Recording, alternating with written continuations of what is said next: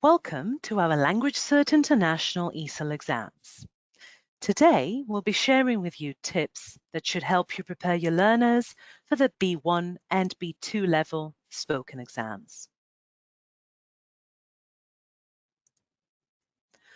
First of all, a brief reminder of the key features and samples of the B1 and B2 level spoken exams.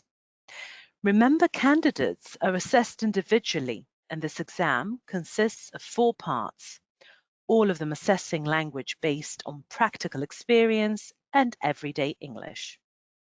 The duration of the B1 level exam is 12 minutes, while the duration of the B2 level exam is 13 minutes.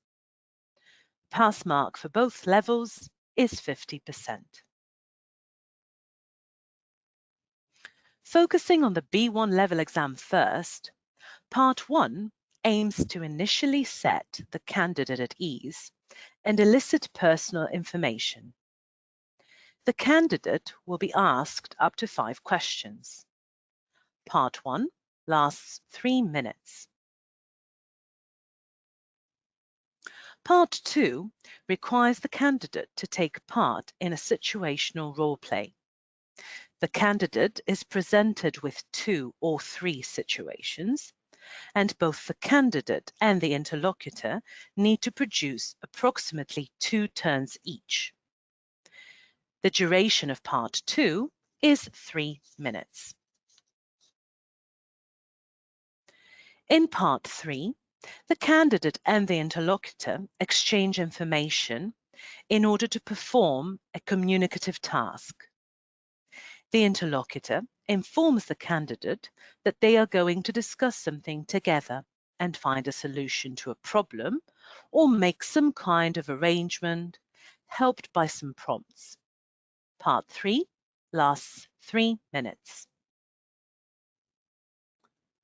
Part 4 of the spoken exam aims at assessing the candidate's ability to speak about a selected topic at greater length with minimal participation by the interlocutor.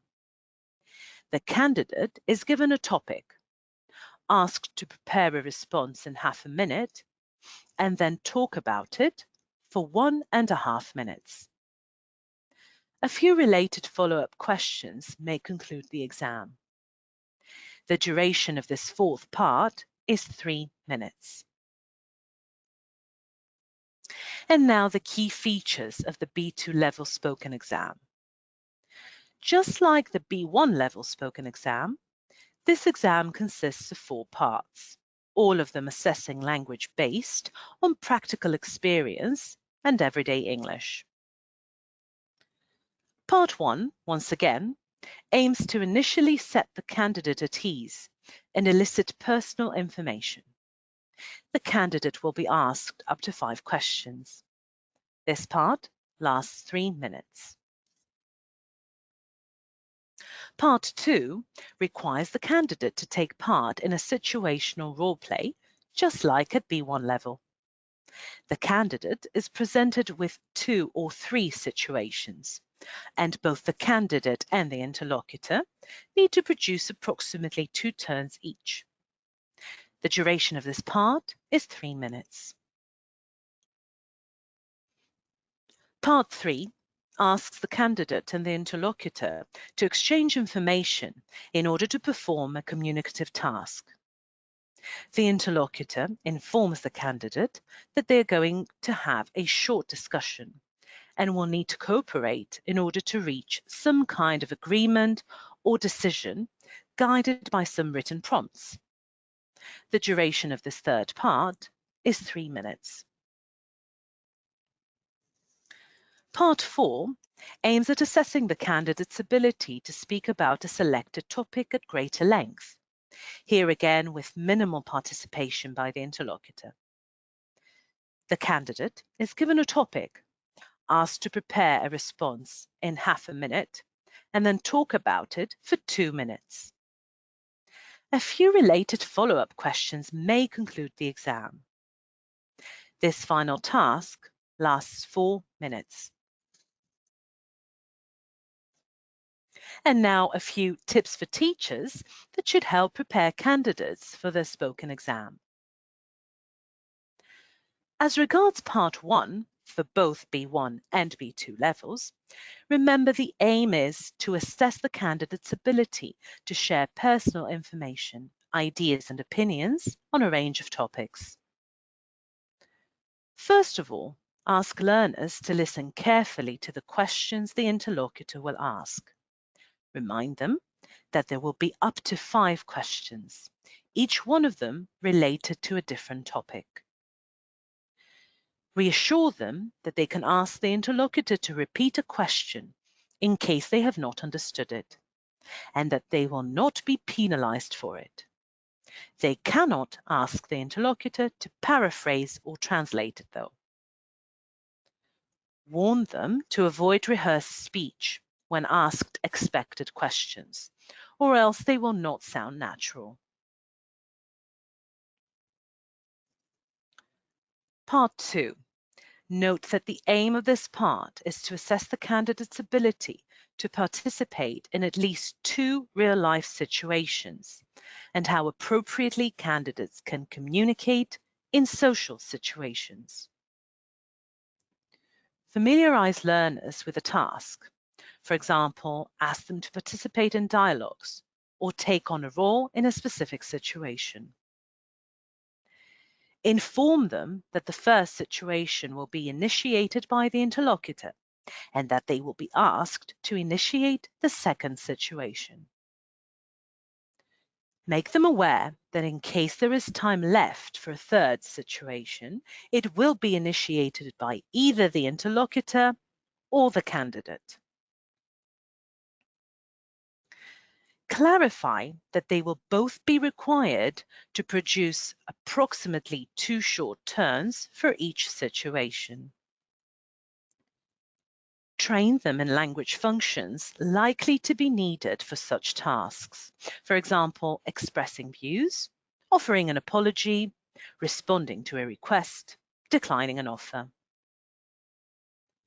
Remind them their response needs to be appropriate in terms of language or tone, as the interlocutor may pretend to be a head teacher, a manager, etc. Prior to acting out any situation, you may wish to ask learners to first remember the language they need. If necessary, share a model response to guide them. Part 3. The aim here is to assess the candidate's ability to give and receive information in order to perform a communicative task. Make learners aware that they're allowed to ask the interlocutor to clarify or explain what the task asks them to do, and that they are not penalized for that. Stress that for this part of the exam, they need to produce more language than what has already been provided, and not simply repeat the prompts provided on their task sheet. Remind them to take full advantage of their preparation time so that they have more to say, then present ideas even more successfully, and not risk drying up during their response. You may prefer to initially ask them to remember the language they need for this task. For example, how to make suggestions, how to express agreement or disagreement, how to emphasize a point. Concluding with Part 4, note that the aim of this last part is to assess the candidate's ability to speak at greater length, with minimum participation from the interlocutor. Once again, remind learners that they are allowed to ask the interlocutor to clarify or explain what the task asks them to do, and that they are not penalized for that. While practicing towards this part of the exam, so as not to discourage learners, initially ask them to speak about the selected topic for less time than required on the exam day. Then, throughout the term, gradually increase the duration of the response to be produced. Train learners in presenting ideas as logically as possible, such as by using sequence words. For example, first of all, then finally.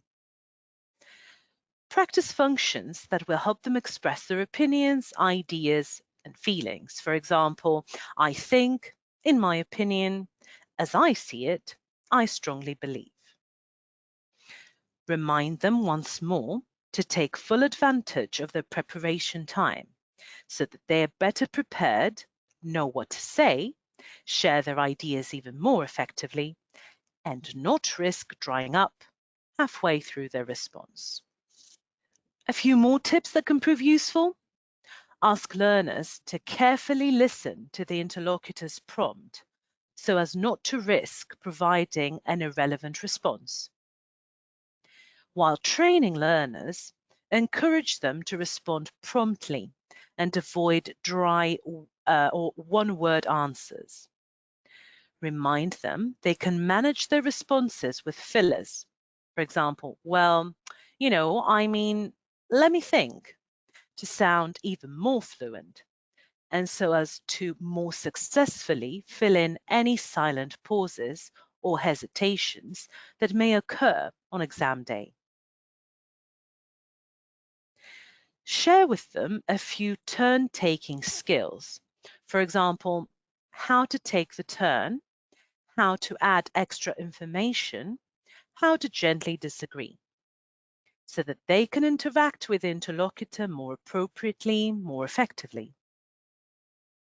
Reassure them that there are no right or wrong answers and that they will not be judged on their opinions. What counts is the language they will use. While practicing, you may wish to divide your class into pairs and train them in asking and responding to similar questions. Lastly, familiarize learners with the mock exam videos on our website so that they know what to expect on their exam day. We hope that these tips will prove useful while you're training your learners. Don't forget to also refer to the support material we have created for you. Thank you.